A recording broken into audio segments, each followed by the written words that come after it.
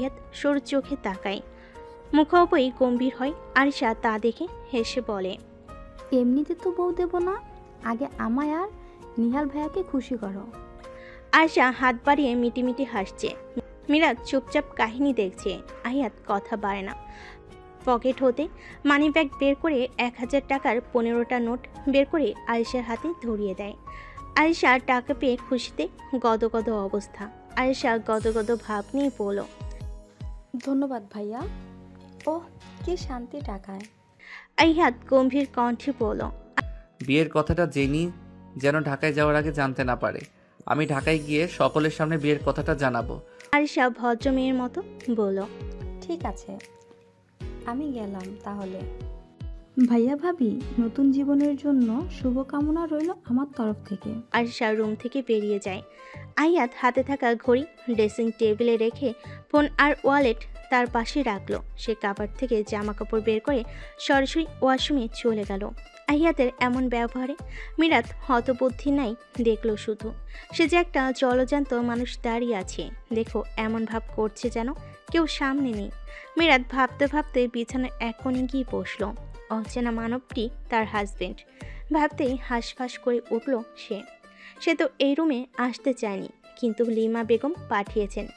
সে চোখ ঘুরিয়ে ঘুরিয়ে রুমটা দেখতে লাগলো। তার চোখ আটকালো ডিভাইনের পাশে রাখা গিটারটায়। আরিয়াত ওয়াশরুম থেকে বেরিয়ে আসে, উন্মুক্ত শরীরে এসে দাঁড়ায় আয়নার সামনে। ভেজা কৃষ্ণবর্ণের চুলগুলো তোয়ালে দিয়ে মুছতে ব্যস্ত। মেয়ের চোখ উঠিয়ে তাকায় আহিয়াতের দিকে। তাকাতেই চোখ পরপর হয়ে যায়। লজ্জে চোখ ফিরিয়ে নেয় সে। মনে মনে বিরক্ত সে নিজের প্রতি, কেন তাকাতে গেল। মিরাতের তাকানোর দৃশ্য আহিয়াতের দৃষ্টিগোচর হয়নি। তার খেয়াল ছিল না রুমে মিরাত আছে। সে তোয়ালে রেখে একটা টি শার্ট পরে নিল দ্রুত। আহিয়াত এসে সামনে দাঁড়ায়। সে বলল, অনেক রাত হয়েছে, ঘুমিয়ে পড়ো। আগামীকাল 10টায় আমরা ঢাকায় রওনা দিব। মিরাত দ্বিধা নিয়ে তাকায় মানবটির দিকে। ভেজা চুলগুলো লেপ্টে আছে কপালে। কোচে কোচা দাড়িতে পানি বিন্দু বিন্দু কণা জলজল করছে। সুটাম দেহের অধিকারী মানবটি তীক্ষ্ণ দৃষ্টিতে তার দিকেই তাকিয়ে আছে। সে ঢোক গিল। বক্ষে অজানা ভয় বিচন করতে লাগলো। মিরাব কিছুটা সাহস সঞ্চয় করে বলল, তার আগে আমার একটা প্রশ্নের উত্তর দিন।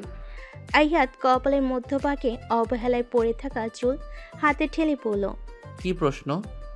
মিরাত প্রশ্ন ছুড়ে পড়ল, আপনি আমায় কেন বিয়ে করেছেন? আহিয়াতের কপাল কুঁচকে গেল। হঠাৎ এমন প্রশ্ন করে সে বলল। দায়িত্ব পালনের জন্য। মিরাজ যেন হোঁচট খেল এই কথার। দায়িত্ব? বিয়ে করেছি দায়িত্ব পালনের জন্য? মিরাতের মুখশ্রী অস্বাভাবিক হয়ে উঠল। অবিশ্বাস্য তার চাউনি। সে নিভে যাওয়া কণ্ঠে বলল, আপনি আমার অসহায়ত্বের করুণা দেখিয়েছেন, তাই তো বিয়ে করেছেন, তাই না? আহিয়াত ওষ্ঠ এলিয়ে হাসল, বিদ্রুপের হাসি। করুণা দেখিয়েছে কথাটা বড্ড বিদঘুটে শোনালো তার কাছে। সকালবেলা অন্ধকারে গাঢ় অব্যক্তি ক্ষীণ হয়ে আসছে। এই সময়টাই আকাশে সূর্যের প্রথম সঞ্চার শুরু হতে দেখা যাচ্ছে। সেই কোমল আলোকের কিরণগুলো হালকা সোনালি রঙের রেখা ছড়িয়ে দিতে শুরু করেছে চারিপাশে। দিগন্তে প্রথম সূর্যোদয়ে লাল গোলাপি আভা নতুন সম্ভাবনার সংকেত বহন করেছে যেন। দিনের সূর্য উদয় হয় তার সোনালি আলো দিয়ে, নতুন দিনের উন্মোচন ঘটিয়ে। মিরাতের চোখে সূর্যের সোনালি আলো পড়তে শুরু করেছে।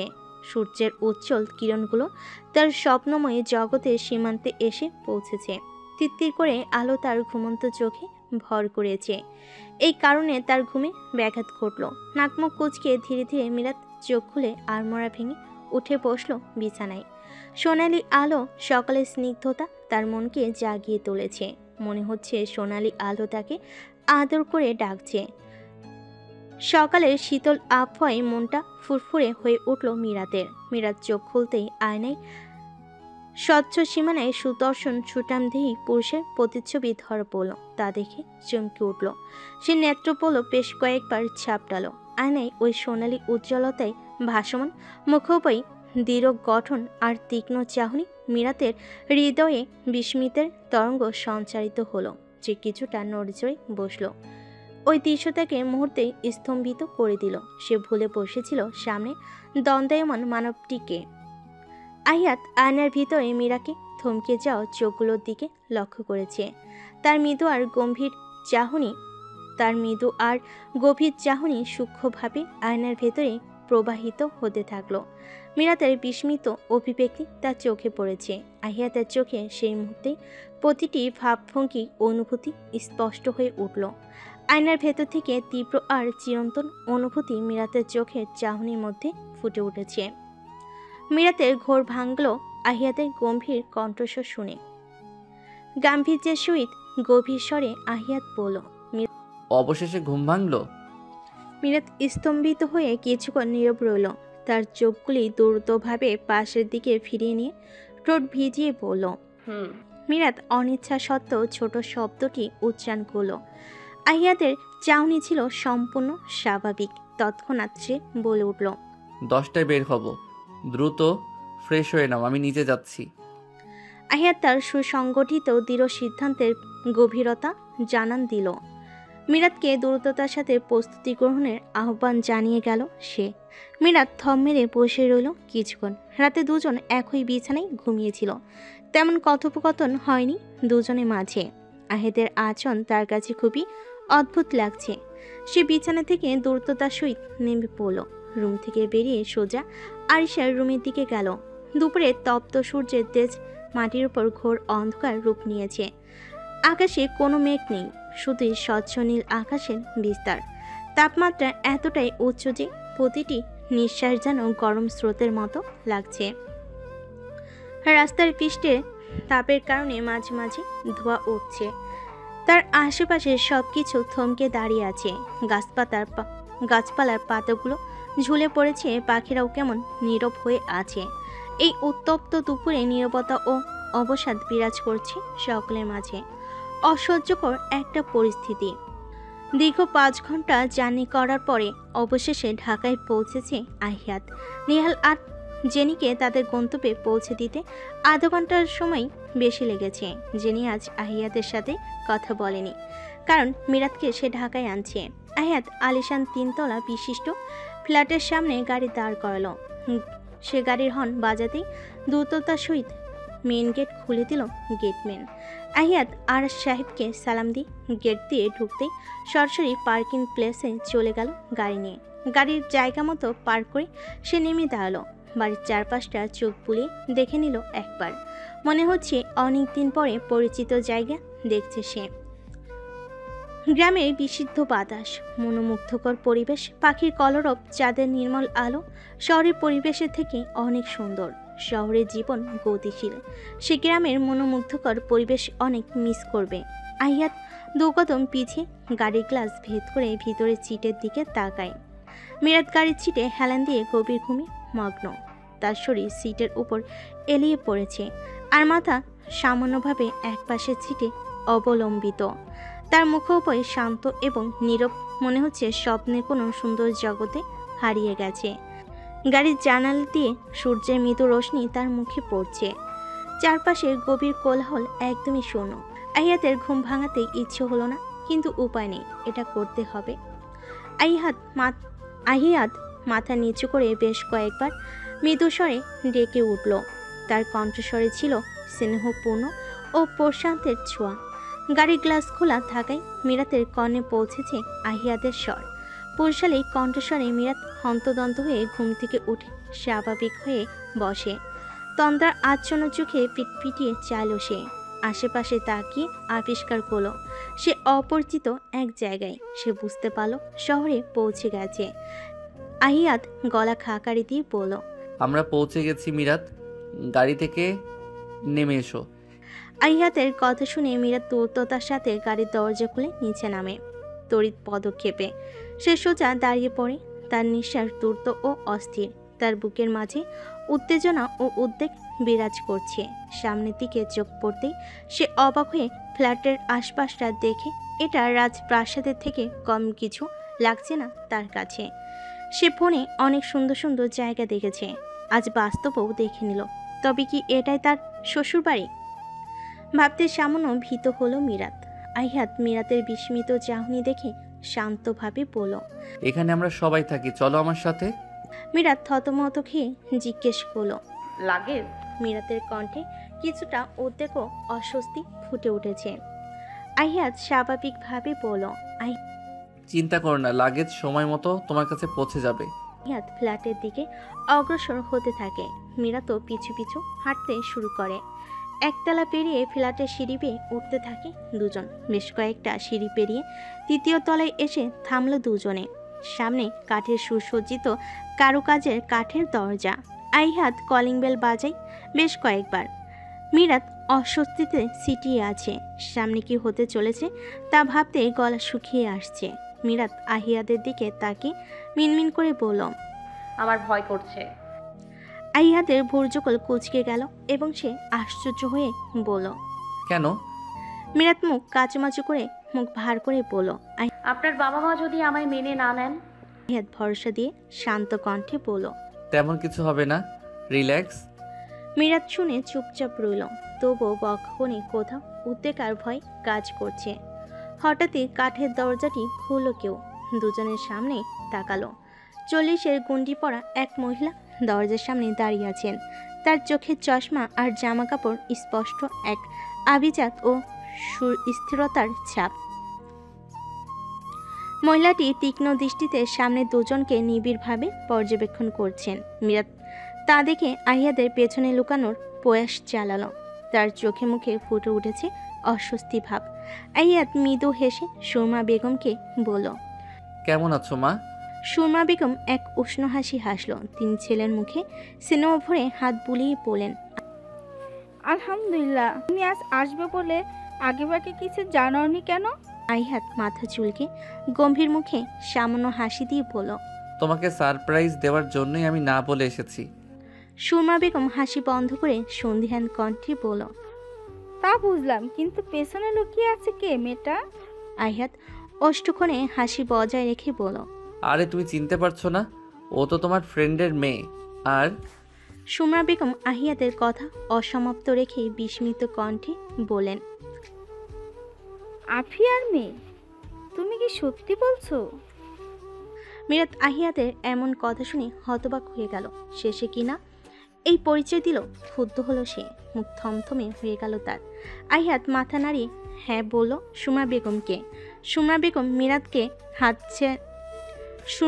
মীরাতকে হাত ধরে কাছে টেনে তার মাথায় স্নেহ ভরে হাত বুলে হাস্যোজ্জ্বল মুখে বলেন, আফিয়ার মেয়ে তো দেখতে মাশাআল্লাহ। কেমন আছো মা? মীরাত গোমরা মুখে হাসার প্রয়াস করল। আলহামদুলিল্লাহ, ভালো আছি। আপনি কেমন আছেন আন্টি? আমিও ভালো আছি। তুমি যে আসবে সেটা আমার জানা ছিল না। আজকের চমক সত্যি বেশ আনন্দদায়ক। আরে এখানেই দাঁড়িয়ে থাকবি নাকি? ভিতরে চলো। সুরমা বেগম মীরাতকে নিয়ে ভেতরে প্রবেশ করলেন। আহিয়াত মীরাতকে আন্টি সম্বোধন করতে শুনে একটু অবাক হলো, তা প্রকাশ করলেন না। সে দরজা বন্ধ করে ভিতরে প্রবেশ করলেন। সুরমা বেগম এবং মীরাত সোফায় বসে আছে। আহিয়াত এসে রিমোট দিয়ে এসি চালু করলো এবং সোফায় হেলান দিয়ে বসে পড়ল। আহিয়াত সোফায় গা এলিয়ে বসে ক্লান্ত স্বরে বলল, মা বাবা কোথায়? সুরমা বেগম উত্তর দিলেন, তোমার বাবা অফিসে। যাও ফ্রেশ হয়ে নে। আহিয়াত কিছুক্ষণ মৌন থেকেই বলল, আমার কিছু কথা ছিল। তখন তো পুরো কথা শোনার আগেই রিয়াক্ট করে ফেলেছো। সুরমা বেগম বলেন, পরে শুনবো। তুমি নিজের রুমে যা, আমি মেয়েটাকে ওর রুম দেখিয়ে দিচ্ছি। আহিয়াত গম্ভীর কণ্ঠে বলল।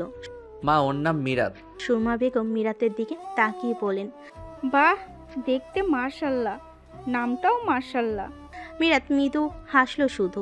আহিয়াত এক পলক মীরাতের অস্বস্তি ভরা মুখের দিকে তাকালো। তারপর চোখ ফিরে সুরমা বেগমের হাস্যোজ্জ্বল মুখ দেখে মৃদু গলায় বিড়বিড় করে বলল, যখন তুমি জানতে পারবে যে তোমার বান্ধবীর মেয়ে বলে যাকে তীব্র আদর যত্ন করা হচ্ছে সে আসলে তোমারই পুত্রবধূ, তখন কি হবে সেটাই আমি ভাবছি। সুরমা বেগম মীরাতের হাত ধরে রুমের দিকে নিয়ে যেতেই স্নেহময় কণ্ঠে বললেন, তোমাকে রুমটি দেখিয়ে দিচ্ছি, ফ্রেশ হয়ে নাও। পরে আমরা চারজন একসাথে খাবার টেবিলে বসবো। মীরাত দ্বিধার সহিত বলল। ঠিক আছে আন্টি। আহিয়াত হা হুতাশ করে ধীরে ধীরে বলল, বাহ মীরাত, আসতেই আমার আদর কমে গেল। সবই কপাল, বুঝলি আহিয়াত? তোর আদর যত্নের ভাগ্নিতে আরেকজন চলে এসেছে। ফাবিয়া চক্ষু যুগল ছোট ছোট করে তার পাশে বসে থাকা সাদা নীল সংমিশ্রণে থ্রি পিস পরিহিত মিরাতের দিকে তাকিয়ে আছে অনেকক্ষণ ধরে। মিরাত ফাবিয়ার এমন চাহনিতে অস্বস্তি বোধ করছে, নিজেকে কেমন অপরাধী মনে হচ্ছে। সুমা বেগম টেবিলে খাবার এনে রাখছেন, তাকে সাহায্য করছে রহিমা নামের 24-25 বছরের এক রমণী। রহিমা সব খাবার ডাইনিং টেবিলে সাজিয়ে রাখলো। সে প্লেটে খাবার পরিবেশন করতে ব্যস্ত হয়ে উঠল। আহিয়াত সিঁড়ি বেয়ে নিচে নেমে আসলো। সামনে তাকাতেই ডাইনিং টেবিলে সবাইকে বসে থাকতে দেখতে পেল। আহিয়াত এদিক ওদিক না তাকে সরাসরি এসে সুরমা বেগমের পাশের চেয়ারটায় বসে পড়ল। ফাবিয়াকে মিরাতের দিকে অদ্ভুত চোখে তাকাতে দেখে ভুরু যুগল কুঁচিয়ে গেল তার। মিরাত অস্বস্তি নিয়ে আহিয়াতের পানে তাকায়। দু চোখ বিরাজ করছে অস্বস্তি ভাব, তা বুঝতে সময় নিল না মানবটি। আহিয়াত ফাবিয়াকে উদ্দেশ্য করে ভুরু যুগল কুচকে শুধালো, ফাবিহা এমন করে মিরাতের দিকে তাকিয়ে কি দেখছিস?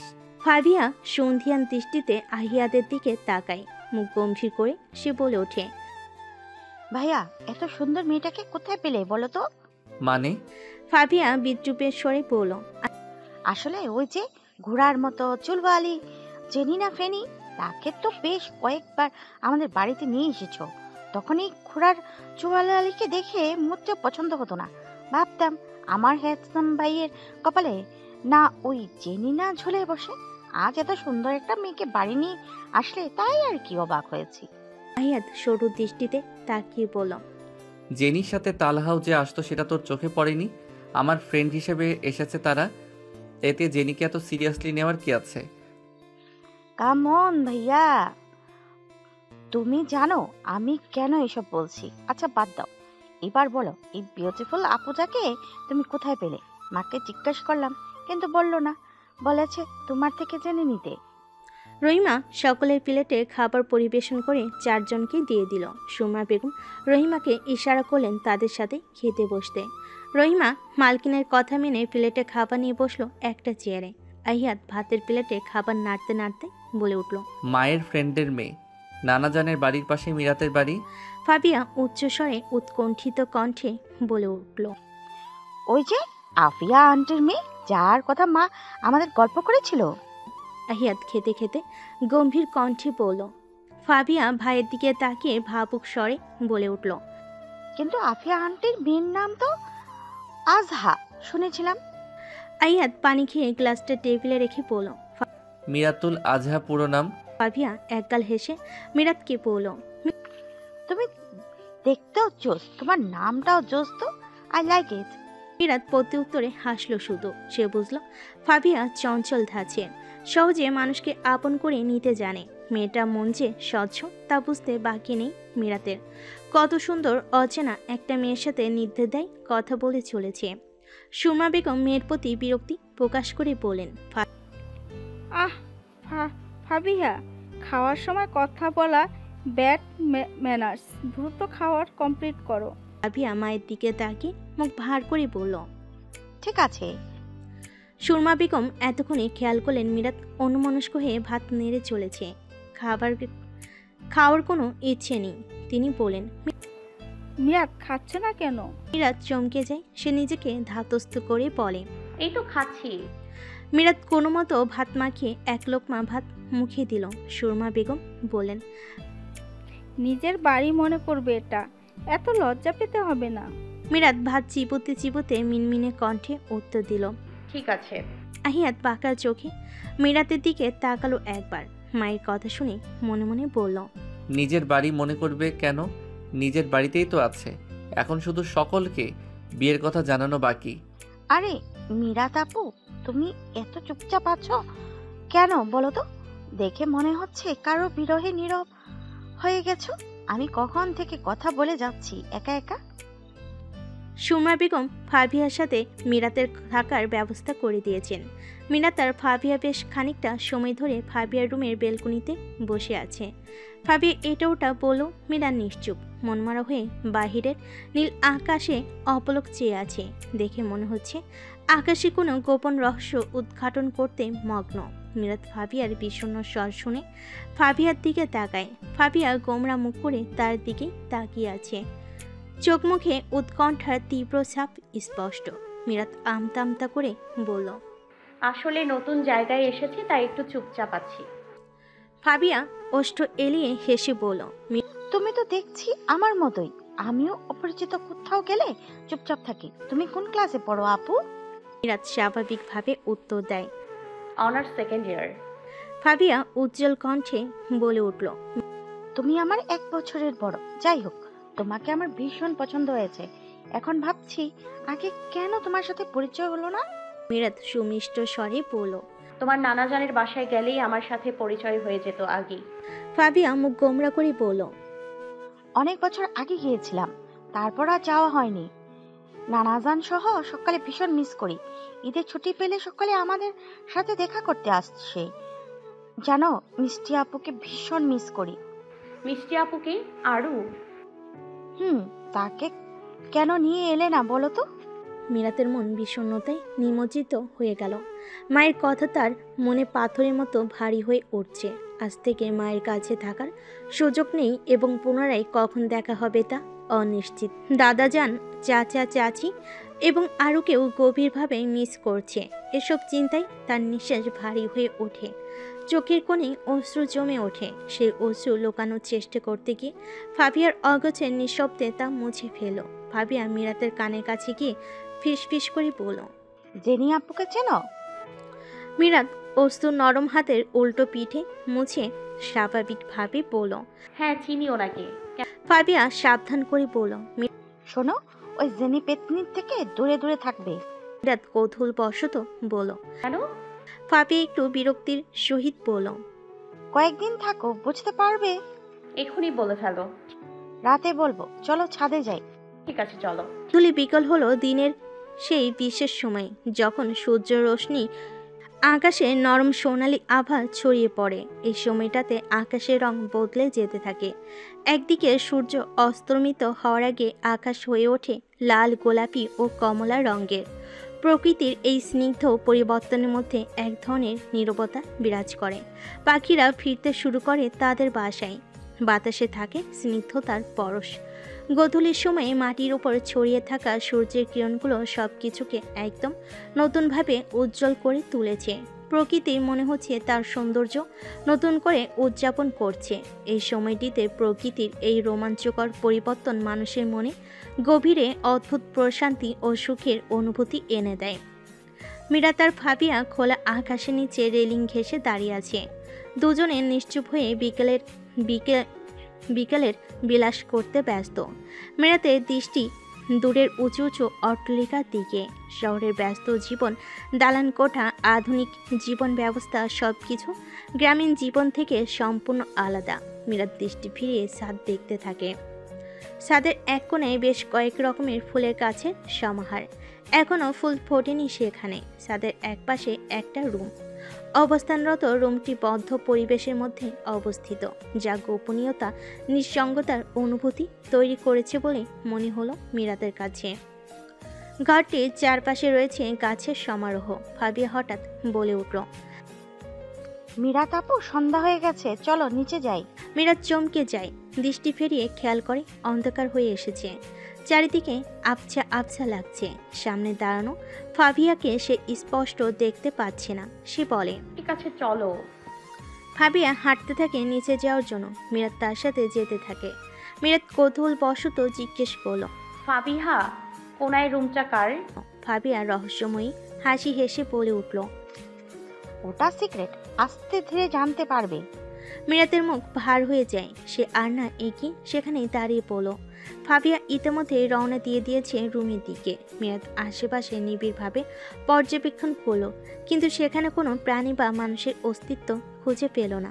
নিশ্চিত হয়ে সাহস সঞ্চয় করে সে রুমটির দিকে এগিয়ে গেল। দরজার সামনে স্থানে দাঁড়িয়ে সে চোখ মেলে দেখল দরজার পাশের দেওয়ালে সেখানে একটি নেমপ্লেট অদ্ভুত ভাষায় জুবিন নো হিয়া লেখা। লেখা দেখে মীরাতের কপাল কুঁচকানো দাগ পড়ল, আর কৌতূহল তীব্র হয়ে উঠল। মনে হলো হয়তো বছর খানেক আগে কেউ এই রুমটির পরিকল্পনা করে গড়ে তুলেছে।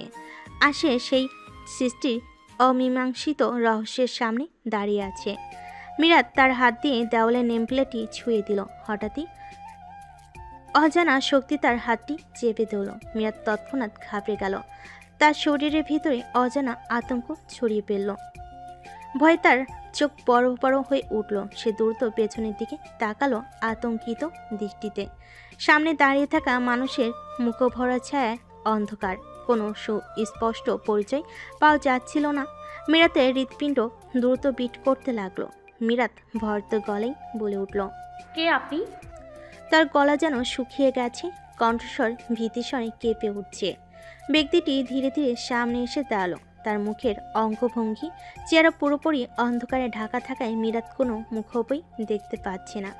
কিছুক্ষণ নীরবতা বিরাজ করলো। ধীরে ধীরে পরিচিত কণ্ঠ শোনা গেল। মিরাত। মিরাত সামনে আহিয়াতকে দাঁড়িয়ে থাকতে দেখে হাঁপ ছেড়ে বাঁচল। ভয় অনেকটা কমে এসেছে। সে নিজেকে শান্ত করে নিল। আহিয়াত ইতিমধ্যে ছাদের লাইট জ্বালিয়ে দিয়েছে। মিরাতের মুখশ্রী দেখে বুঝতে পেরেছে তার হঠাৎ আগমনে হয়তো ভয় পেয়ে গেছে। আহিয়াত মিরাতকে উদ্দেশ্য করে বলল, ভয় পেয়েছ? মিরাত ভয়ত ভাব কাটিয়ে নিজেকে সামলে পড়ল। ভয় পেয়েছিলাম, এখন ঠিক আছি। আহিয়াত সন্ধিয়ান কণ্ঠে পড়ল। এখানে কি করছো একা একা? মিরাত সরল কণ্ঠে উত্তর দিল, হাবিহার সাথে এসেছিলাম। সন্ধ্যা হয়ে গেছে, নিচে যাও। মিরাত আহিয়াতের কথা মান্য করে নিচে যেতে কেউ থেমে গেল। সে পিছু ফিরে আহিয়াতের দিকে তাকালো। আহিয়াত তখনও মিরাতের দিকে তাকিয়েছিল। দুজনের চোখাচোখি হয়ে যায়। মিরাত আজ দৃষ্টি সরালো না। সে ওভাবেই বলল, আপনি নিচে যাবেন না? দুজনে একসাথে যাই। আহিয়াতের দৃষ্টি শান্ত হয়ে এলো। মিরাতের কণ্ঠ হতে নির্গত কথাই অধিকারের আভাস পেল বোধহয়। সে বলল, এখনই যেতে হবে? মিরাত নির্বাক ও স্তম্ভিত হয়ে দাঁড়িয়ে রইল কোনো নির্বোধের মতো। আহিয়াতের কথার তাৎপর্য তার মস্তিষ্ক স্পষ্ট হতে পারেনি। সে ভাবনার মধ্যেই ডুবে ছিল যে হঠাৎ করে আহিয়াতের বলা কথা সে বুঝতে পারল না। আহিয়াত আবারও বলে উঠল, বউ যখন চাইছে তাহলে একসাথেই যাওয়া যায়। মিরাত বউ শব্দটি কানে আসতেই অদ্ভুত অনুভূতি তাকে গ্রাস করে ফেল। তার শিরা উপশিরায় অজানা শিহরণ ধেয়ে আসছে। সে অবিশ্বাসের চোখে আহিয়াতের দিকে তাকালো। মনে হচ্ছে তার কান ভুল কিছু শুনেছে। ঘটনাটি তার জন্য সম্পূর্ণ অপ্রত্যাশিত ছিল। আপনি আমাকে বউ বলে ডাকলেন? মিরাতের কণ্ঠস্বরে বিস্ময়ের গভীর রেখা বিরাজ করছে। তার মুখোভয়ে অবিশ্বাসও ফুটে উঠেছে। এই অপ্রত্যাশিত শব্দটি তার ধারণার বাইরে ছিল। বউ শব্দটি শুনে তার চেতনায় অব্যক্ত বিস্ময়ে ঢেউ উঠল। আহিয়াত তিরোয়ার শান্ত কণ্ঠে বলল, তাহলে আমি কি ডাকবো? আমরা তো প্রেমিক প্রেমিকা নই যে আদরের নামে নিকনেমে একে অপরকে ডাকবো। তুমি আমার স্ত্রী, আমার ওয়াইফ, তাই বউ বলে তোমাকে সম্বোধন করাটাই স্বাভাবিক। মিরাতের কণ্ঠে সুকৌশলে চাপা অভিমান ও বিষাদের কণ্ঠে বলে উঠল, আপনি তো আমায় আপনার মায়ের সামনে আপনার ওয়াইফ হিসেবে পরিচয় করিয়ে দেননি। আহিয়াত চঞ্চল মেজাজে বাঁকে হেসে বলল, এত দ্রুত বলে কি হবে? আর কিছুদিন যাক, তারপর বলবো। মিরাত ক্ষুব্ধ ও হতাশায় জর্জরিত হয়ে তীব্র স্বরে বলল, তাহলে আমায় এই বাড়িতে কেন এনেছেন? ও বুঝেছি, শুধু দায়িত্ব পালন করার জন্য। আমি আপনার করুণার পাত্রী হয়ে থাকতে চাই না। আহিয়াত পরমুহূর্তেই হাসি বজায় রেখে বলল, আমার অর্ধাঙ্গিনী হয়ে থাকো। মিরাত কথার মর্ম না বুঝে তীক্ষ্ণ মেজাজে বলল, আপনি কি চাইছেন বলুন তো? গোপনে গোপনে সম্পর্ক কন্টিনিউ করবেন? Sorry but not sorry mister Ahiyan সীমান্ত। আমি এমন লুকোচুরির সম্পর্ক কন্টিনিউ করতে চাই না। দরকার পড়লে আপনার দায়িত্ব থেকে অব্যাহতি দিয়ে দিব। আহিয়াতের চোয়াল শক্ত হয়ে এলো। সে দৃঢ় গলায় বলল, বিয়েটা কোনো পুতুল খেলা নয়। তুমি বোধহয় ভুলে যাচ্ছ দুজনের সম্মতিতে বিয়ে হয়েছে, আর এখন এমন উল্টাপাল্টা বকছো। মিরাত নিজেকে স্বাভাবিক করার প্রয়াস চালালো। সে গমগমে কণ্ঠে বলল, বিয়ের সেই রাতে বলা দায়িত্ব শব্দটা আমার পক্ষে বিধে আছে। আহিয়ান, আপনি বলেছিলেন আমায় বিয়ে করেছেন শুধু দায়িত্ব পালনের জন্য। আপনি যদি চান বিয়েটা গোপন রাখতে তাহলে তাই করুন। সময় মতো না হয় আমায় মুক্তি দিয়ে দিলেন। আহিয়াতের দৃষ্টি মিরাতের দিকে স্থির হয়ে রইল, অনমনীয় অগ্নিমূর্তির মতো। মিরাতের চোখের তীক্ষ্ণতা ও কঠোরতা স্পষ্টভাবে প্রকাশ করছে মেয়েটি দায়িত্ব শব্দ দ্বারা কতটা কষ্ট পেয়েছে তা আহিয়াত বুঝল। আহিয়াত শান্ত কণ্ঠে শুধায়, তুমি কি আমায় অর্ধাঙ্গ রূপে মন থেকে মেনে নিতে পেরেছো? আহিয়াতের শান্ত স্বরে মিরাতের কনে অদৃশ্য ধাক্কা পৌঁছে দিল। তার বুকের ভিতর হিমশীতল অনুভূতি ছড়িয়ে পড়ল। সে আহিয়াতের তীক্ষ্ণ চক্ষু যুগলে তাকালো, যেখানে গভীর চাহনির মাধ্যমে অব্যক্ত কথার বহর প্রকাশ পাচ্ছে। মিরাত সে চোখের ভাষা ধরতে পারল না। তার চোখের সামনে বাধার মতো উন্মোচিত হয়ে গেল। সে কি সত্যি আহিয়াতকে মন থেকে স্বামী হিসেবে মেনে নিতে পেরেছে? মনে হচ্ছিল কোনো জটিল ধাঁধার উত্তর খুঁজতে গিয়ে সে দিশাহীন হয়ে পড়েছে। কেন এই প্রশ্ন এত কঠিন হয়ে উঠছে তা তার মনে অন্ধকার দৃষ্টান্তের মতো গেঁথে গেছে। আহিয়াত সুনিশ্চিত হয়ে গভীর ধৈর্য নিয়ে বলল, জানি এই উত্তর তোমার কাছে নেই। মন দিয়ে খুঁজো প্রশ্নের উত্তর। যেদিন উত্তর খুঁজে পাবে সেদিন আমায় বলো। মিরাত এখন অনুভব করলো যে সে আহিয়াতকে হয়তো প্রয়োজনের চেয়ে বেশি বলেছে। তার মনে যখন আহিয়াত সম্পর্কে সংশয় বিদ্যমান, এই দোটানায় সে কিভাবে এই সংসারে নিজেকে জড়িয়ে ফেলবে মনের গহীনে অনুতাপ করে করে চলছিল। সে উপলব্ধি করল তার ব্যবহৃত ভাষা এবং আচরণ যথাযথ ছিল না, কাজে ব্যবহার করা উচিত হয়নি। এই অনুশোচনায় ভেতরে ভেতরে পড়তে লাগলো সে। মিরাত অনুতপ্ত স্বরে বলে উঠল, আমি দুঃখিত, আপনাকে এতগুলো কথা ঠিক হয়নি বলা। আহিয়াত মিরাতের কথার পরিপ্রেক্ষিতে কোনো প্রতিক্রিয়া দেখালো না। সে বলল, নিচে চলো। মিরাত আহত চোখে আহিয়াতের দিকে তাকালো। আহিয়াত আর দাঁড়িয়ে রইল না। সে নিচে যাওয়ার জন্য রওনা দিল। মিরাতও মন খারাপ করে আহিয়াতের পিছু নিল। গভীর রাতের নিস্তব্ধতা মিরাতের মনকে অবসন্ন করে রেখেছে। পাবিয়া তার পাশের বিছানায় গভীর ঘুমে লিপ্ত হলো। মিরাতের চোখে ঘুম নেই। সন্ধ্যায় আহিয়াতের সাথে ঘটে যাওয়া কলহের চিন্তা তার মনের উপর অন্ধকার চেপে ধরেছে। আহিয়াত যে আসলে খারাপ নয়, তবু কেন আচরণ করলো সে মিরাতের মনে ঘুরপাক খাচ্ছে। আহিয়াতের প্রকাশিত রাগের পেছনে কি কোনো গভীর কারণ লুকিয়ে আছে? সকলের সামনে তাকে বউ হিসেবে পরিচয় না দেওয়ার কারণে কি আহিয়াত তার প্রতি সে মনে মনে ক্ষুব্ধ? মিরাতের চিন্তায় তীব্র যন্ত্রণা হচ্ছে মাথায়, গলা শুকিয়ে আসছে। বালিশের পাশে রাখা ফোনটি হাতে নিয়ে দেখে নিল 3:10। ফোনের ফ্ল্যাশ জ্বালিয়ে দুর্বোধ্য মনোভাব নিয়ে বিছানা থেকে উঠে পড়ল। ছোট টেবিলের উপর পানির বোতল নেই। অন্ধকার পরিবেশে ধীর পায়ে রুমের দরজা খুলে রান্নাঘরের দিকে রওনা হলো। পুরো ফ্ল্যাট জুড়ে গাঢ় নীরবতা বিরাজ করছে। কেমন গা ছমছমে পরিবেশ। ফোনের দুর্বল আলোতেই ভয় অনুভব করছে সে। ডাইনিং প্লেসে পৌঁছে ফ্রিজ খুলে পানির বোতল বের করলো। পানি খেয়ে তৃষ্ণা মেটালো।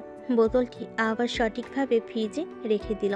তারপর ফাবিয়ার রুমের দিকে যাওয়ার জন্য প্রস্তুত হলো।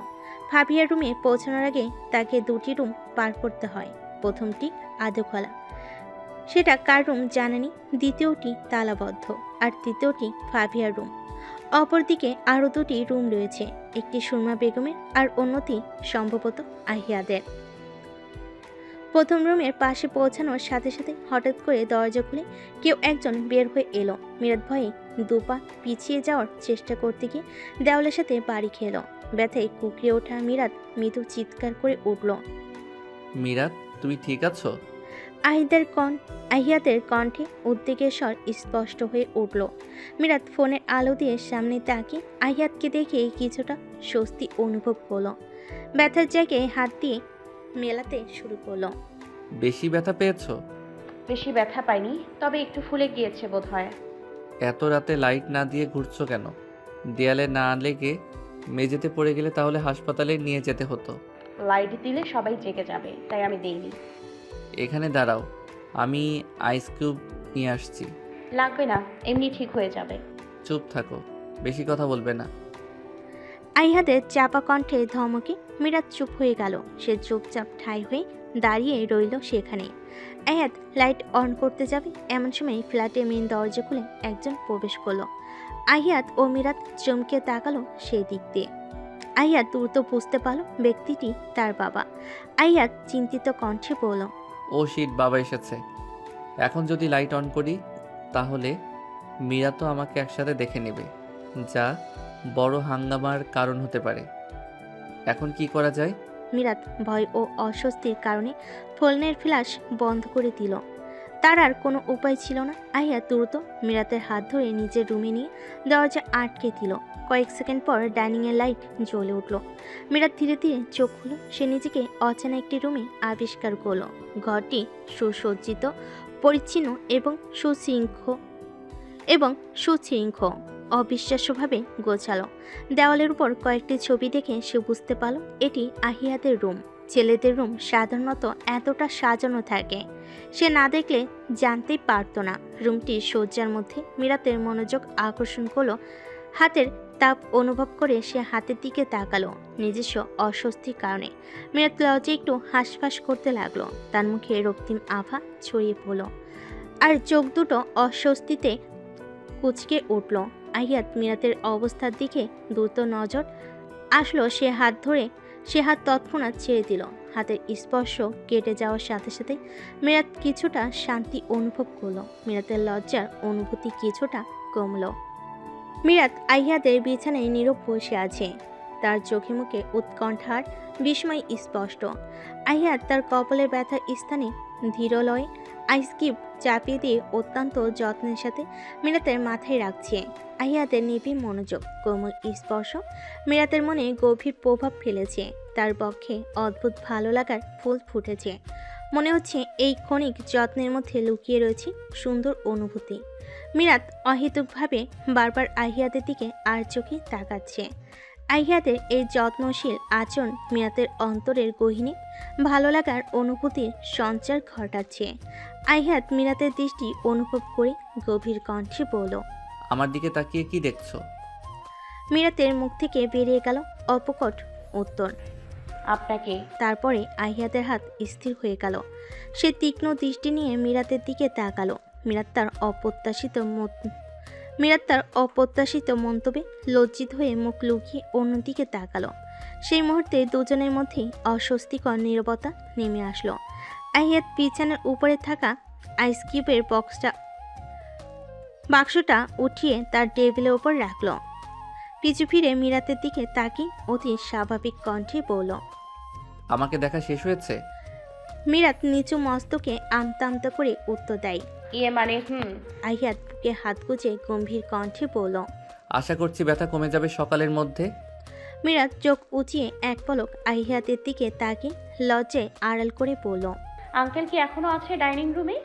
হ্যাঁ, বাবা হয়তো খাবার খাচ্ছে, দেখলাম মাও আছে। মিরাতের মুখে চিন্তার ছাপ পড়ে। তার চোখে লজ্জার ছোঁয়া, অস্বস্তি, যা সে শত চেষ্টা করেও সম্পূর্ণ আড়াল করতে পারছে না।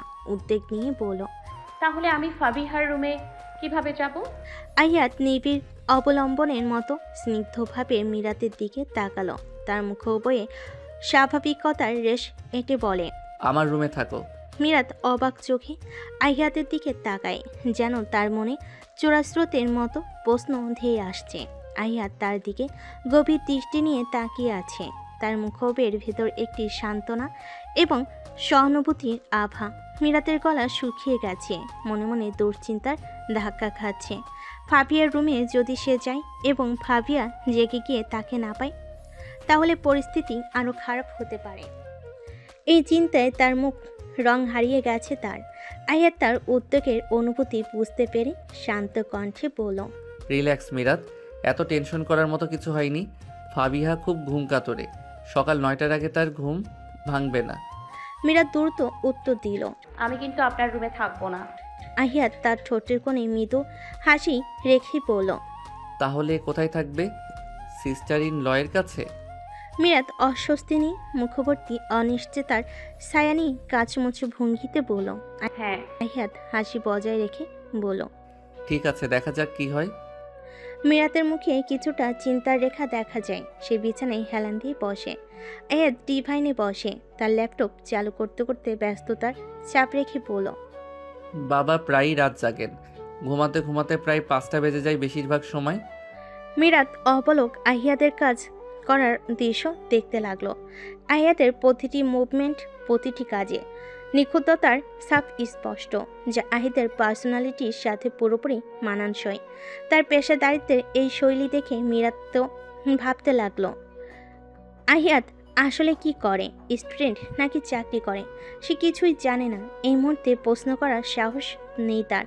হয়তো পরের কোনো দিন সময় হলে জিজ্ঞেস করবে। এরই মধ্যে আহিয়াদের কণ্ঠস্বর ভেসে এলো। যদি বাবা ঘুমিয়ে পড়ে তাহলে ফাবিহার রুমে চলে যেও। যদি আমার রুমে থাকতে চাও মাইন্ড করব না। মিরাত তার চোখ ছোট ছোট করে তাকিয়ে বলল। আপনি কি আমার সাথে মশকরা করছেন? আহিয়াত ল্যাপটপের দিকে চোখ নিবদ্ধ করে তার ঠোঁটে মৃদু হাসি ফুটিয়ে তোল। কোনো প্রত্যুত্তর না দিয়ে সে হাসি বজায় রাখল। মিরাত আহিয়াতের অঙ্গভঙ্গি দেখে নিজের মুখের কোণে মৃদু হাসি টেনে নিল। তার চোখ থমকে গেল আহিয়াতের এলোমেলো সিল্কি চুলের দিকে। চুলগুলো কপালের উপর ছড়িয়ে রয়েছে। খোঁচে খোঁচে দাড়ি আর হাস্যোজ্জ্বল মুখের দিকে অপলক চেয়ে রইল। আহিয়াত আগ্রহ মেশানো কণ্ঠে বলল। একটা কথা জানো, তোমার নামটা বেশ ইউনিক। মিরাতুল আজহা, অসাধারণ সুন্দর নাম। তোমার পুরো নাম আমি প্রথম শুনেছিলাম বিয়ের সেই মুহূর্তে। প্রথমে শুনেই খুব ভালো লেগেছিল। কে নাম রেখেছিল? মিরাতের ভাবনায় সুস্পষ্ট অবসান ঘটল। সে মলিন কণ্ঠে বলল। বাবা রেখেছিল আমার নাম। আহিয়াত কাজ থামিয়ে মিরাতের দিকে তাকালো। মিরাতের মুখে নীরব কষ্টের হাতছানি দেখে সে উপলব্ধি করল যে তার আচরণ মিরাতকে অপ্রত্যাশিত কষ্ট দিয়েছে। সে দীর্ঘশ্বাস পেল। মনে মনে নিজেকে অপরাধী অনুভব করল। আহিয়াত কথা ঘরানোর জন্য জিজ্ঞেস করল। আজ তোমার বাড়িতে কথা বলেছ? মিরাত উত্তর দিল। বলা হয়নি। আহিয়াত হতাশা মিশ্রিত কণ্ঠে বলল। এখনো রাগ করে থাকবে? মিরাত একেবারে নীরব হয়ে রইল। আহিয়াতের প্রশ্নের কোনো উত্তর না দিয়ে আহিয়াত তার কোনো সাড়া না পেয়ে আবারও কাজে মনোযোগ দিল। মিরাতের চোখে ঘুমের ক্লান্তি ধীরে ধীরে নেমে আসছে, কিন্তু সে না ঘুমানোর চেষ্টা চালিয়ে যাচ্ছে। কিছু সময় পেরিয়ে গেছে। এর মাঝে আহিয়াত তার কাজ সম্পূর্ণ করে ল্যাপটপ বন্ধ করে মিরাতের পাশে এসে দাঁড়ালো। তার চোখে পড়ে যে মিরাত বিছানায় হেলান দিয়ে গভীর ঘুমে মগ্ন। সে ডাকতে গিয়েও থেমে গেল। মিরাতের নিঃশব্দ বিশ্রামকে বিরক্ত করতে চাইল না। চিন্তায় বিভোর হয়ে আহিয়াত দরজার দিকে পা বাড়ল। বাড়ি তার মা বাবা কিছু নিয়ে আলোচনা করছিল। দরজা ধীরে ধীরে বন্ধ করে সে ফিরে এসে মিরাতের বিছানায় বালিশকে সঠিকভাবে ঠিকঠাক করে দিল। সাবধানে মিরাতকে সোজা করে শুয়ে দিল আর ওনা সুন্দরভাবে জড়িয়ে দিল। এক পলক ঘুমন্ত মিরাতের মুখের দিকে তাকে আহিয়াতের মনে হচ্ছে মিরাতকে আজ কতটা নিষ্পাপ আর মায়াবী লাগছে। এই অনুভূতি নিয়ে সে চোখ ফিরিয়ে নিল। তারপর লাইট বন্ধ করে বিছানার অন্য পাশে শুয়ে পড়ল। রাত গভীর, অথচ আহিয়াতের চোখে ঘুম নেই। তার মনে চলছে নানা ভাবনার ভিড়। পাশে শুয়ে আছে নববিবাহিতা স্ত্রী, কিন্তু পরিস্থিতি তার কাছে কিছুটা অস্বাভাবিক মনে হচ্ছে। মিরাতের মনে বর্তমানে কি চলছে তার সম্পর্কে সে স্পষ্ট কিছু জানে না। মেয়েটা কি এখনো স্বাভাবিক হতে পেরেছে? খুব শীঘ্রই পরিবার ও জেনিকে বিয়ের খবর জানাতে হবে। বিয়ে একবারই হয়, আর সে এই সম্পর্কের প্রতি পূর্ণ মনোযোগ ও দায়িত্বশীলতার সাথে প্রতিশ্রুতিবদ্ধ। মিরাতকে কবুল বলার সাথে সাথে সে মন থেকে তাকে স্ত্রী হিসেবে গ্রহণ করেছে। আহিয়াত সারা জীবন মিরাতের সাথে পথ চলতে চায়, কিন্তু মীরা কি তাকে স্বামী হিসাবে স্বাভাবিকভাবে গ্রহণ করতে পারবে? আহিয়াত মায়াভরা দৃষ্টিতে ঘুমন্ত মিরাতের দিকে তাকালো। কিছুক্ষণ তাকিয়ে থেকে তার চোখ বন্ধ করে নিল। ঘুমানো প্রয়োজন তার মন শান্ত করার জন্য। রাত পেরিয়ে ভোর হয়েছে। বাহিরে পাখির কলরব শোনা যাচ্ছে। থাই গ্লাস ভেদ করে জানালার পর্দার ফাঁকা হতে ক্ষীণ আলো রুমে প্রবেশ করেছে। মিরাতের ঘুম ভেঙে গেল। সে পিটপিটিয়ে চোখ খুলতে আবিষ্কার করলো অচেনা রুম। তার কপাল কুঁচকে গেল। গায়ের উপর ব্ল্যাঙ্কেট দেখে আশ্চর্য হয়ে গেল। পাশে তাকাতেই পিলে চমকে উঠল তার। আহিয়াতকে ঘুমন্ত অবস্থায় তার সন্নিকটে দেখে শ্বাস আটকে যাওয়ার জোগাড়। সে ধরফড়ে উঠে বসলো বিছানায়। ভালোভাবে খেয়াল করে দেখল আহিয়াত তার সন্নিকটে নয়, বরং সে আহিয়াতের সন্নিকটে চলে গিয়েছিল। নিজের কাজে নিজেই বিরক্ত সে। কিছুটা লজ্জা অনুভূত হলো তার। একা একা ঘুমানোর অভ্যাস, পুরো বিছানা জুড়ে ঘুমিয়ে থাকত। আজ সে একই কাণ্ড ঘটিয়েছে। সে লম্বা শ্বাস টেনে নিল। সে বিছানায় বসেছিল, তাহলে শুয়ে দিল কে? নিশ্চয়ই আহিয়াত শুয়ে দিয়েছে। ব্ল্যাঙ্কেট দেখে তা বুঝে নিয়েছে। মিরাত সতৃষ্ণ নয়নে তাকালো আহিয়াতের ঘুমন্ত মুখোপয়ে। মুহূর্তেই তার ওষ্ঠ প্রসারিত হলো। তার মনে হলো মানুষটা তার জন্য মোটেও মন্দ নয়, ভালোই আছে। দৃষ্টি ঘুরিয়ে বালিশের পাশে থাকা আয়াতের ফোন হাতে নিয়ে সময় দেখল সে 6:15 বাজে। চোখ বড় বড় হয়ে গেল তার। ফোন রেখে দ্রুততার সহিত বিছানা থেকে উঠে দাঁড়ালো। দরজার দিকে যাওয়ার আগে কিছু একটা মনে করে আহিয়াদের শরীরে ব্ল্যাঙ্কেট দিয়ে সুন্দর মতো ঢেকে দিল। সে খেয়াল করলো মানবটির উপর হয়ে শুয়ে আছে। সে আর দাঁড়ালো না, দ্রুত দরজার কাছে গেল। ধীরে দরজা খুলে ফাবিয়ার রুমে চলে গেল। মিরাত নিঃশব্দে ফাবিয়ার রুমে দরজা খুলে ধীরে ধীরে পা টিপে টিপে প্রবেশ করলো। দরজা বন্ধ করার পর ফাবিয়ার ঘুমন্ত মুখের দিকে একবার দেখে তার মন শান্ত হলো। ফাবিয়া গভীর ঘুমে আচ্ছন্ন। মিরাত সতর্কভাবে নিজের শোয়ার জায়গায় গিয়ে বসল। মিরাতের হঠাৎ চোখে পড়ল আহিয়াত আর ফাবিয়ার মুখোভয়ে অনেক মিল রয়েছে। এই মিল দেখে যে কেউ সহজেই বুঝবে দুজনে ভাই বোন। মিরাত তার ফোন হাতে নিয়ে কল লিস্টে থাকা মায়ের নম্বরের দিকে তাকালো। ভাবল প্রথমে মায়ের সঙ্গে কথা বলা উচিত নাকি আগে আয়েশাকে ফোন করা উচিত। কিছুক্ষণ চিন্তার পর সে সিদ্ধান্ত নিল যে আফিয়া বেগমের নম্বরই প্রথমে ডায়াল করবে। ফোনটি হাতে নিয়ে মিরাত নম্বর ডায়াল করলো। একটানা ডায়াল টোন শোনা যেতে লাগলো। আর মিরাত অপেক্ষারত অবস্থায় চিন্তামগ্ন হয়ে গেল। মিরাত, ফাবিয়া ও সুরমা বেগম সোফায় বসে আড্ডায় মেতে উঠেছে। সুরমা বেগমের কথার মধ্যে মাতৃত্বের মমতা আর ফাবিয়ার হাসিতে যুবতীর প্রাণবন্ততা দৃশ্যমান। সুরমা বেগম বিভিন্ন প্রশ্ন করে যাচ্ছেন আর মিরাত ভদ্রতার রক্ষা করে প্রশ্নের উত্তর দিচ্ছে। অথচ সে মনে মনে অনুভব করছে কিভাবে অল্প সময়ে এই পরিবার তার জন্য এত আপন হয়ে উঠেছে। এই ভাবনায় তার মন ভালো লাগায় ভরে যাচ্ছে পক্ষ। কিন্তু মাঝে মাঝে মিরাতের দৃষ্টি আর চোখে আহিয়াতের রুমের দিকে চলে যাচ্ছে। সকাল থেকে সে আহিয়াতকে একবারও দেখেনি। বিকেল গড়িয়ে যাচ্ছে, মনের মধ্যে উদ্বেগ তৈরি হচ্ছে। আহিয়াতকে এক পলক দেখার জন্য তার মন ছটফট করছে। আগে কখনো তার জন্য এমন অনুভূতি হয়নি, কিন্তু এখন কেন এমন হচ্ছে? এই বিয়ে নামক পবিত্র সম্পর্কে কি তবে এরূপ কোনো জাদু আছে? ফাবিয়া মিরাতের অমন দৃষ্টি দেখে প্রশ্ন করল। আপু, ওদিকে তাকে কি দেখছো? মিরাত দ্রুত দৃষ্টি ফিরিয়ে নিয়ে হাসির চেষ্টা করে বলল, কিছু না, আঙ্কেল তো সকাল 8টায় বেরিয়েছেন, তার সাথে তেমন কথা হয়নি। ফাবিয়া মৃদু হেসে বলল, বাবা তো সবসময় বিজনেস নিয়ে ব্যস্ত থাকে, আমাদের সাথে কথা বলার সময়ই পায় না। মিরাত আবারও হালকা হাসি দিয়ে উত্তর দিল, মাঝরাতে তো তোমরা সবাই ঘুমিয়ে থাকো, হয়তো এই কারণেই। এতটুকু বলার সাথে সাথে তার মনের গভীরে আবারও আহিয়াতের গভীর মুখটা ভেসে উঠল চক্ষু পটে। ফাবিয়া সন্ধিয়ান দৃষ্টিতে মিরাতের দিকে তাকিয়ে বলল, তুমি কিভাবে জানলে বাবা মাঝরাতে ফিরে? মিরাত থতমত খেল। মনে মনে সে উপলব্ধি করল এই ভুল সময়ে ভুল কথা বলে ফেলেছে। স্বাভাবিকভাবেই নিজের উপর বিরক্তি আর তার মনে উকি দিল। এই পরিস্থিতি থেকে বের হওয়ার পথ খুঁজতে শুরু করলো।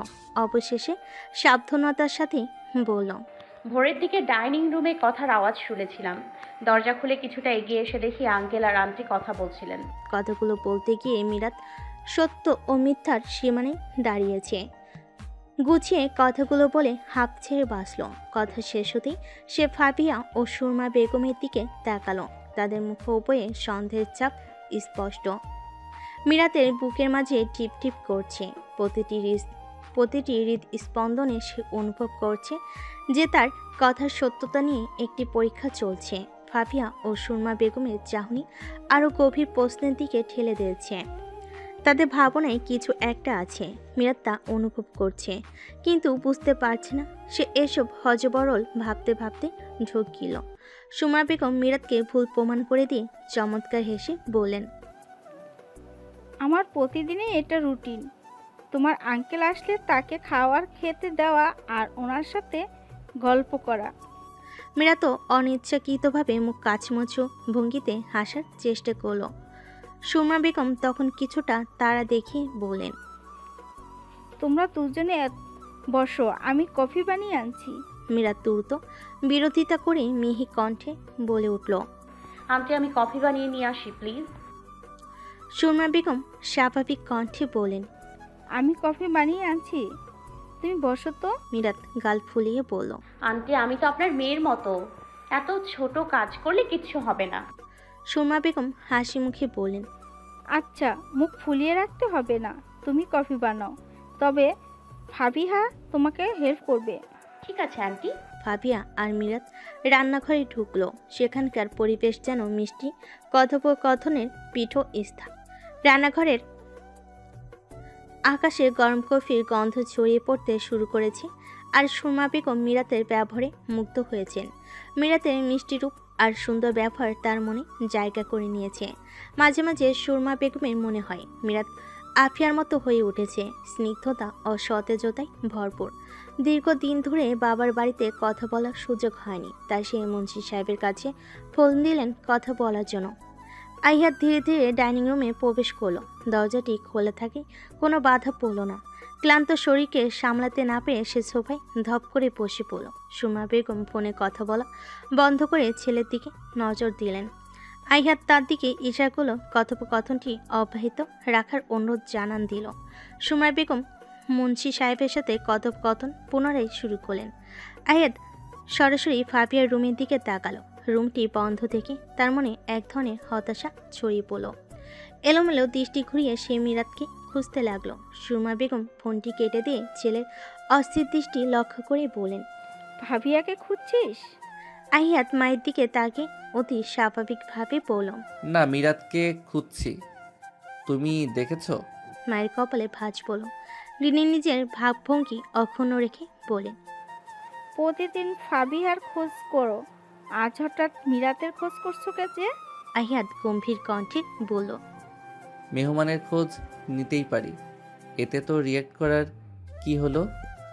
ফাবিয়া উৎসাহিত ভাব নিয়ে বলে উঠল।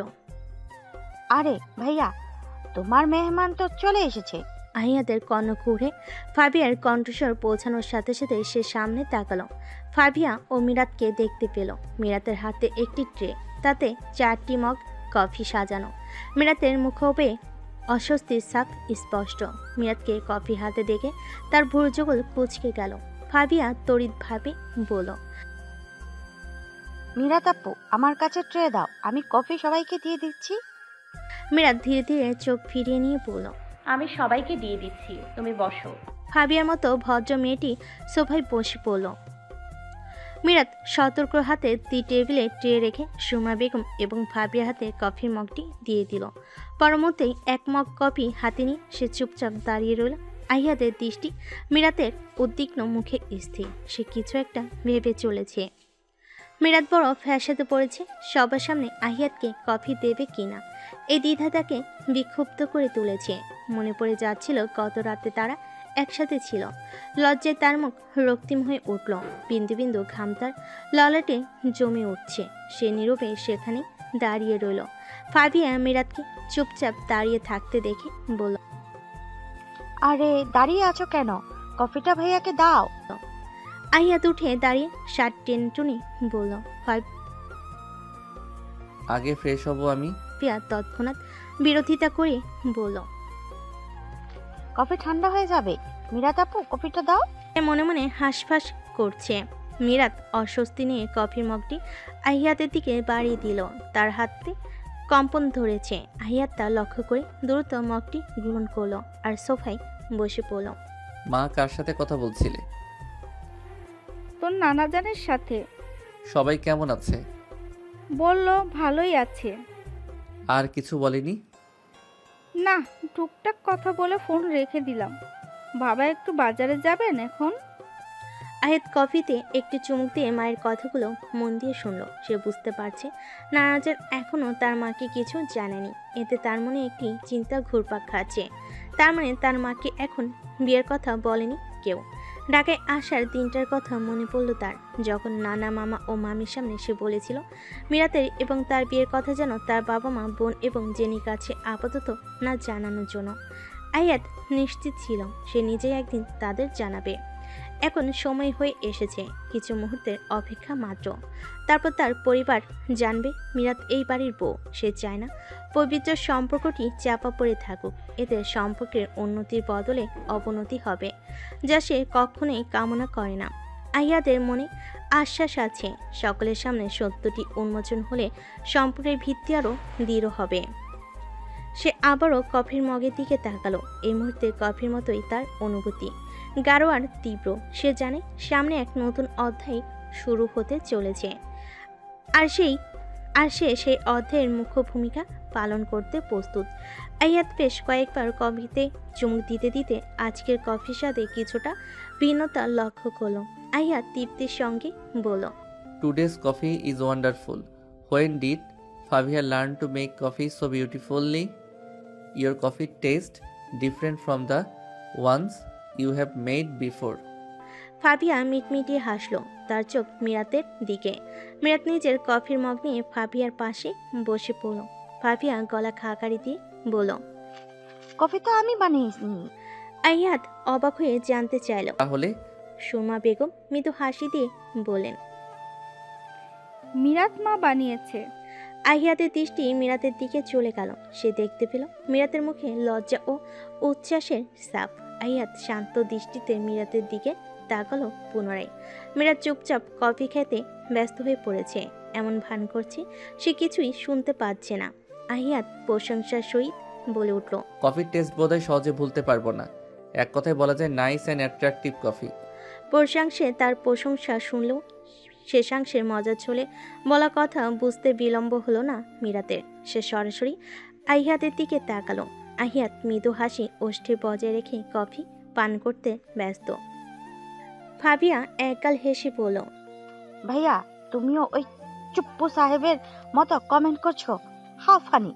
সুরমা বেগম হাসি মুখে বললেন, আজকাল দেখছি তোর ভাইয়ের মুখে হাসি লেগেই আছে, এখন মজাও করছে।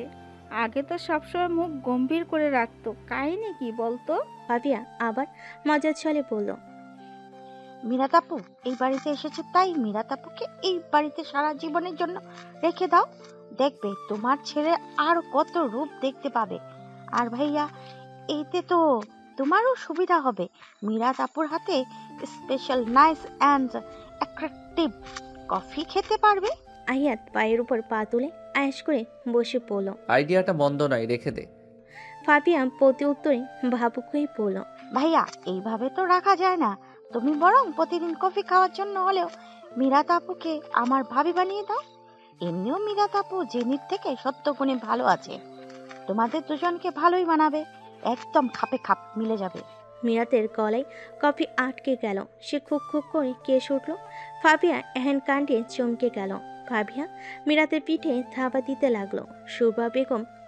সুরমা বেগম ক্ষুব্ধ হয়ে বললেন, ভাবিয়া কোথায়? কি বলতে হয় ভুলে গেছো? একটু চুপ থাকতে পারো না? ফাবিয়ার মুখখানা চুপসে গেল। মা রিল্যাক্স, ফাবিহা ফান করে বলেছে। সব সময় ফান করতে নেই। এসব উল্টাপাল্টা কথা যেন তোমার বোনের মুখে না শুনি। মিরাত হয়তো এসব কথা শুনলে অস্বস্তিতে পড়তে পারে, এটা বোঝা উচিত ফাবিহার। তাহিদ সাহেব আজ রাত 8টার আগেই বাড়িতে চলে এসেছেন অফিস থেকে। শরীরটা আজ তেমন একটা ভালো নেই। বেশ কয়েকদিন যাবৎ শরীরটা খারাপ যাচ্ছে। বয়স হয়েছে আর বাঁচবেই বা কয়দিন। প্রেশার আপ ডাউন করে তিনি হঠাৎই অসুস্থ হয়ে পড়েছেন। তিনি ফ্রেশ হয়ে ডাইনিং রুমে বসে আছেন। সামনেই আরেক সোফায় বসে আছে মিরাত আর ফাবিহা। তাহিদ সাহেব বেশ ভালো মনের মানুষ। মিরাতের সাথে আজ পুরোপুরিভাবে পরিচয় পর্ব নিয়ে খোলাসা করতে বসেছেন। ফাবিহা নীরব দর্শক হয়ে তা উপভোগ করছে। তাহিদ সাহেব চশমা ঠেলে জিজ্ঞেস করলেন, মিরাত মা কোন ক্লাসে পড়াশোনা করছো? কথাটা বড্ড আদুরে আর ভালোবাসাময় শোনালো। মিরাতের বেশ ভালো লাগলো। পরিচয়টা কম দিনের, অথচ কতটা আপন লাগছে। বাবার সমতুল্য মানুষটিকে। তার বাবা থাকলেও প্রতিদিন হয়তো এমন আদুরে কণ্ঠে তার সাথে কথা বলতো। ভাবতেই আবেগে আপ্লুত হয়ে উঠল। মিরাত আবেগাভাব বজায় রেখেই পড়ল, অনার্স 2য় বর্ষে, ফাবিহা আর তুমি সমবয়সী প্রায়। কোন সাবজেক্ট নিয়ে পড়াশোনা করছো? কেমিস্ট্রি। আরশা আর তুমি সেম সাবজেক্ট দেখছি। আরিশা আর আমি সেম কলেজ আর সেম সাবজেক্টে একই সাথে পড়াশোনা করছি। তাহিদ সাহেব ক্ষীণ হেসে বললেন, ভালোভাবে পড়াশোনা করো, দোয়া করি জীবনে বড় কিছু হও। সাথে আরেকটা দোয়াও করে দিন আঙ্কেল, জীবনে যেন মানুষ হতে পারি। আশেপাশে কত মানুষ দেখি, তাদের মাঝে মনুষ্যত্ব নেই। এতটুকু কথা বলতেই মীরাতের কণ্ঠস্বর নিভে এলো। হঠাৎই চক্ষুপটে ভেসে উঠল গ্রামে সেই মহিলাগুলো আর ইপ্তির মুখ। এরা তো মানুষ নয়, আস্ত শয়তান। তাহিদ সাহেব বোধহয় বুঝলেন কথার মর্মার্থ। তিনি চমৎকার হেসে বললেন,